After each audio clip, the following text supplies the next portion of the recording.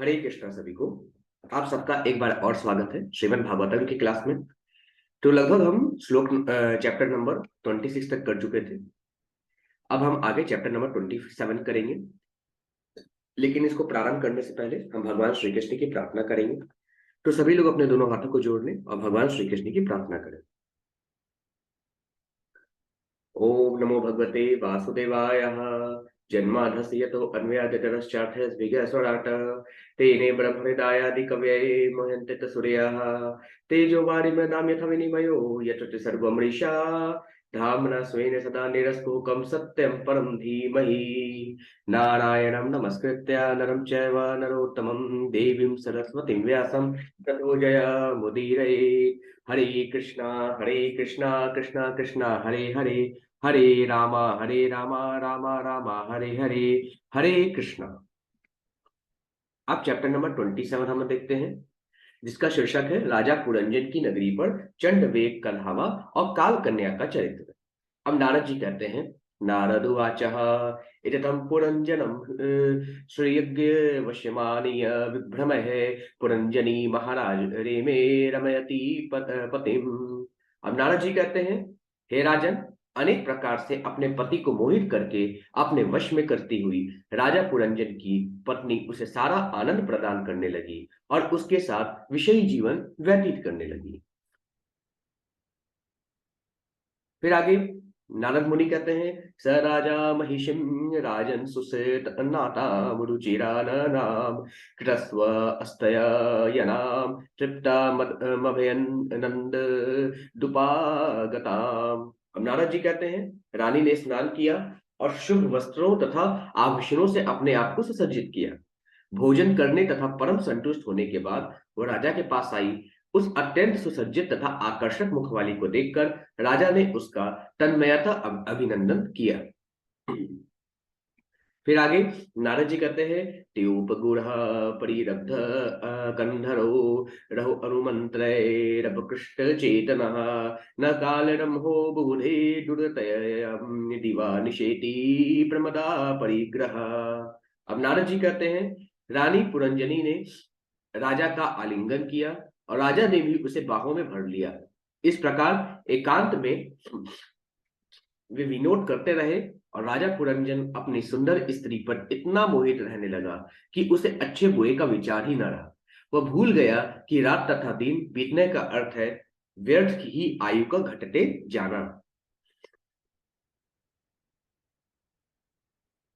फिर आगे नारद मुनि कहते हैं, शयान उन्नद धमदो महामना महाहर तलपे महिषी भुजोपधि तामेव विरो मनुते परम यत स्तमो अभिभूतो न निजम परम च यत।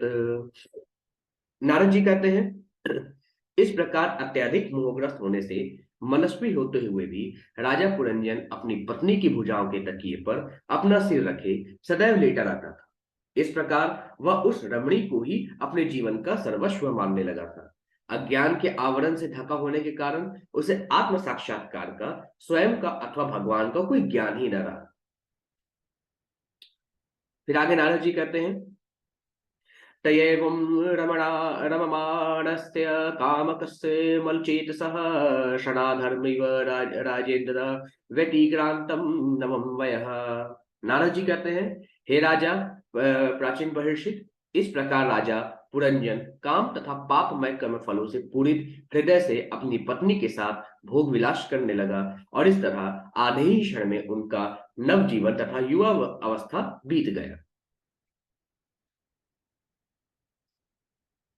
फिर आगे नारद जी कहते हैं, तस्याम जनयत पुत्रान् पुरंजन्यां पुरंजनः शतानि एकादश विराडायुषो अधर्म था त्यगात्। अब नारद जी कहते हैं, तब नारद मुनि ने राजा प्राचीन बहिर्षित को संबोधित करते हुए कहा, हे विराट, इस प्रकार राजा पुरंजन के अपनी पत्नी पुरंजनी के गर्भ से 1100 पुत्र उत्पन्न हुए, किंतु इस कार्य में उसका आधा जीवन व्यतीत हो गया। फिर आगे नारद जी कहते हैं, दुहित्री दर्शो अतर शतम पितरी मातृ यश स करही शिलोदार्य गुरुपेता पौरंजन्य प्रजापते।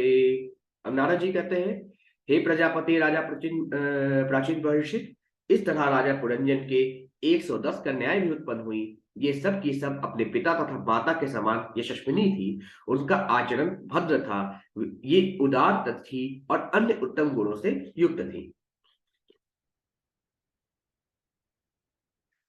फिर आगे नारद जी कहते हैं, स पंचालपति पुत्रान पितृवंश विवर्धनान दारे संयोजयामास दुहृत्री सदृशैवर है। अब नारद जी कहते हैं, तत्पश्चात पांचाल देश के राजा पुरंजन ने अपने पैतृक कुल की वृद्धि के लिए अपने पुत्रों का विवाह योग वधुओं के साथ और अपनी कन्याओं का विवाह योग वरों के साथ कर दिया। फिर आगे नारद जी कहते हैं, पुत्राणाम चाभवन् पुत्रा एकैकस्य शतं शतं यैर्वै पौरंजनो वंशः पंचालेषु समेधितः। नारद जी कहते हैं, इस प्रकार अनेक पुत्रों में से प्रत्येक के कई सौ पुत्र उत्पन्न हुए। इस प्रकार राजा पुरंजन के पुत्रों तथा पौत्रों से सारा पंचाल देश भर गया। फिर आगे नारद जी कहते हैं, तेषु तद्रिकथहारेषु गृहकोशानुजीविषु निहूरेण ममत्वेन विषय अश्वन् वबधयत। अब नारद जी कहते हैं, ये पुत्र तथा पौत्र एक प्रकार से पुरंजन के घर खजाना नौकर सचिव एवं दूसरे सारे साज सम्मान समेत सारी धन संपदा को लूटने वाले थे और अन्य साज सम्मान सारी धन संपदा को लूटने वाले थे। राजा पुरंजन का इन वस्तुओं से प्रगाढ़ संबंध था। फिर आगे नारद जी कहते हैं, ऋजे च क्रतुभिर्भिद्रो रैदिक्षिता पुषुमारक है दैवाने दैवान पितॄन् भूतपतिना ना कामो यथा भवान। नारद जी कहते हैं, हे राजा प्राचीन भविष्य, तुम्हारी ही तरह राजा पुरंजन भी अनेक इच्छाओं में उलझा हुआ। इसलिए उसने देवताओं, पितरों तथा सामाजिक नेताओं की पूजा विविध यज्ञों द्वारा की, किंतु ये सारे यज्ञ नृशंस थे, क्योंकि उनके पीछे पशुओं के वध की भावना काम कर रही थी। फिर आगे नारद जी कहते हैं, युक्तेष्वेवं प्रमत्त अस्य कुटुम्बास चकेश कुटुम्बास कटचेतसः आससाद सवै कालो यो अप्रियः प्रिययोषिताम्। नारद जी कहते हैं, इस प्रकार राजा पुरंजन कर्म कांड में तथा अपने परिवार के प्रति अनुरक्त रहकर और दूषित चेतना होने से अंततः ऐसे बिंदु पर पहुंच गया जिसे भौतिक वस्तुओं में बुरी तरह अनुरक्त लोग बिल्कुल नहीं चाहते।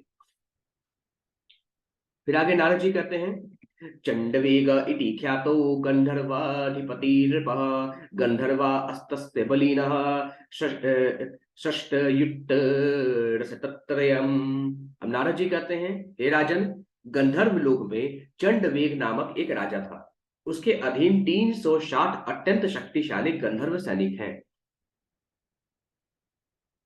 फिर आगे नारद जी कहते हैं, गांधर्व्य अस्ता ऋषिरस्य मैथुनश्च सिता सितः परिवृत्या विलुम्पन्ति सर्वकाम विनिमेषताम्। हम नारद जी कहते हैं, चंडवेग के साथ साथ गंधर्वनियों की संख्या सैनिकों के ही समान थी और वे बारंबार इंद्र सुख की सारी सामग्री लूट रही थी। फिर आगे नारद जी कहते हैं, ते चण्डवेगानुचरः पुरञ्जनपुरं यदा हर्तुमारेभिरे तत्र प्रत्यशेधत् प्रजागरः। नारद जी कहते हैं, जब राजा गंधर्वराज चंडवेग तथा उसके सेवक पुरंजन की नगरी को लूटने लगे तो 5 फनों वाले एक सर्प ने नगरी की रखवाली करनी शुरू कर दी। फिर आगे नारद जी कहते हैं, ससप्तभिशतैरेको विसत्या च शतं समः पुरंजनपुरा ढयक्षो गंधर्वय युर्युधे बलि। नारद जी कहते हैं, वह 5 फनों वाला सर्प जो राजा पुरंजन की पुरी का रक्षक था, गंधर्वों से 100 वर्षों तक लड़ता रहा। वह उनसे अकेला ही लड़ा, यद्यपि उनकी संख्या 720 थी। फिर आगे नारद जी कहते हैं, क्षीयमाने सब संबंधे एकस्मिन् बहुभिर्युधा चिंतां परां जगामार्त स राष्ट्र पुरे बांधवः। नारद जी कहते हैं, चूंकि उसे अकेले इतने सैनिकों से लड़ना था जो सारे के सारे महावीर थे, अतः 5 फनों वाला सर्प क्षीण पड़ने लगा।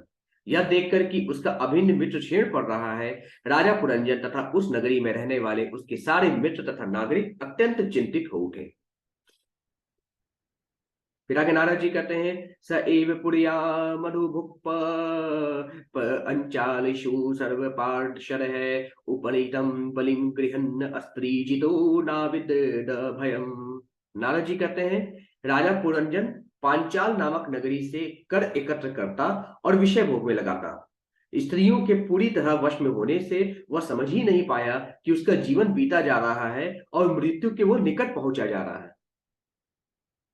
फिर आगे नारद जी कहते हैं, कालस्य दुहिता काचित् त्रिलोकीं वरमिक्षति पर्यतनन्ति न बहिर्षमन् प्रत्यनन्दत कश्चन। नारद जी कहते हैं, हे राजा प्राचीन महर्षि, इसी समय काल की कन्या तीनों लोकों में पति की खोज कर रही थी। यद्यपि उसे ग्रहण करने के लिए कोई तैयार नहीं हुआ, किंतु वह घूमती रही। फिर आगे नारद जी कहते हैं, दौर्भाग्येन आत्मनो लोके विश्रुता दुर्भगेतिशा या तुष्टा राजर्षे तु वृता ददात पुरे पूर्वे वरम। नारद जी कहते हैं, काल की कन्या जड़ा बड़ी अभागिन थी, फलतः लोग इसे दुर्भागा कहते थे। किंतु एक बार वह एक महान राजा पर प्रसन्न हो गई और चूंकि राजा ने उसे स्वीकार कर लिया था, इसलिए उसने उसे वरदान दिया। फिर आगे नारद जी क्या कहते हैं, उसको हम कल देखेंगे। आज के लिए बस इतना ही। सभी को हरे कृष्ण।